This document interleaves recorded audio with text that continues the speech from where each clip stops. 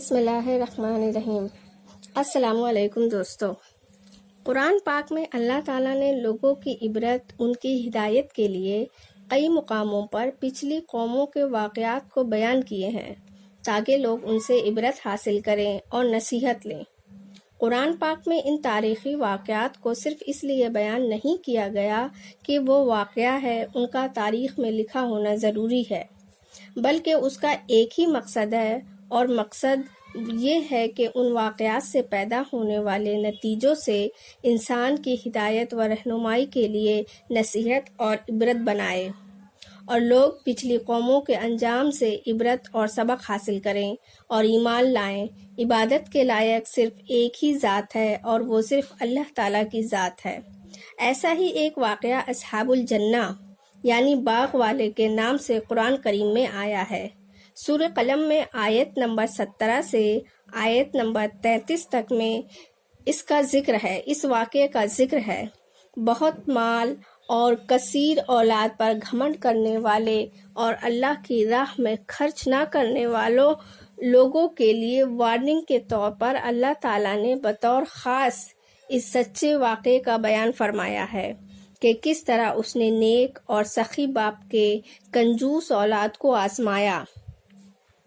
حضرت سعید بن جبیر رضی اللہ عنہ کا قول ہے کہ یمن کی راجدھانی صنعاء سے 8 کلومیٹر کی دوری پر زروان نامی ایک بستی تھی۔ وہاں اہل کتاب میں سے ایک مالدار زمیندار شخص رہتا تھا جو نیک اور سخی تھا۔ اپنے مال اور کھیتی اور باغوں کی پیداوار سے فقیروں، غریبوں اور حاجت مندوں کی کافی مدد کرتا تھا۔ جب اس کا انتقال ہو گیا تو اس کے وارثان بیٹے کہنے لگے کہ میرا باپ بے وقوف تھا جو مال و دولت غریبوں اور مسکینوں میں لٹا دیتا تھا، لیکن ہم ایسا نہیں کریں گے۔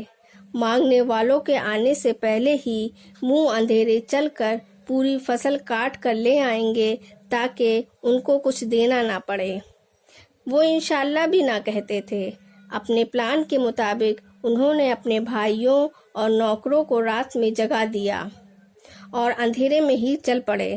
چلتے چلتے چپکے چپکے باتیں کرتے جا رہے تھے کہ لوگ جاننے نہ پائیں۔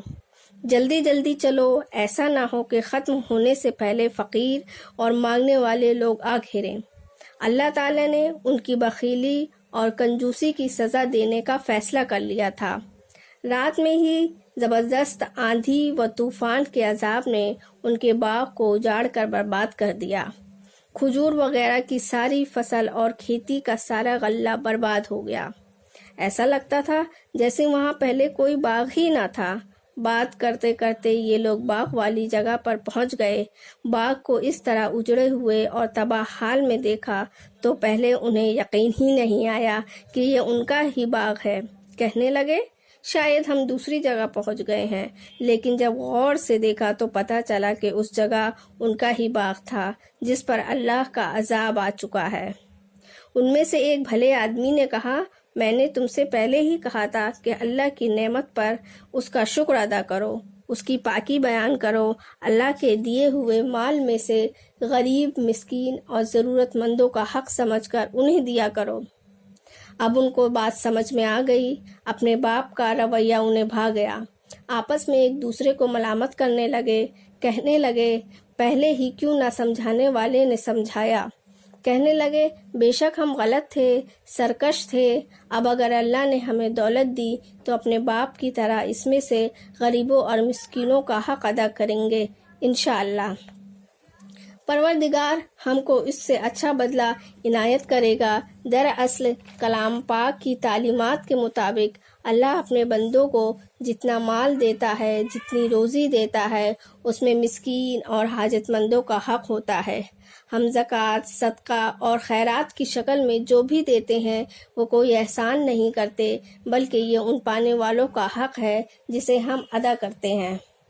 اس کہانی سے جو ہمیں مورل لیسن یعنی سبق ملا وہ یہ ہے کہ ہمیں دنیا میں اللہ کا حق ادا کرتے رہنا ہے اور اللہ کے بندوں کا حق بھی پورا کرتے رہنا ہے، اور ساتھ ہی خود پر فخر اور غرور نہیں کرنا ہے، بلکہ ہمیشہ کام کرنے کے ارادے سے پہلے انشاءاللہ کہنا ہے، اور سب سے اہم سبق یہ ملا کہ اللہ کے نیک بندوں کی باتوں پر بھی غور کرنا ہے تاکہ ہم اس دنیا کے اندر غفلت کی نیند نہ سو رہیں بلکہ آخرت کے لیے بھی کچھ سرمایہ جمع کریں جو اصل ہے اور صحیح ہے۔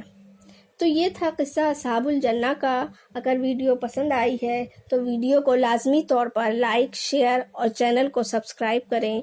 انشاءاللہ اگلی ویڈیو میں ایک نئے قصے کے ساتھ ملیں گے۔ تب تک کے لیے اللہ حافظ۔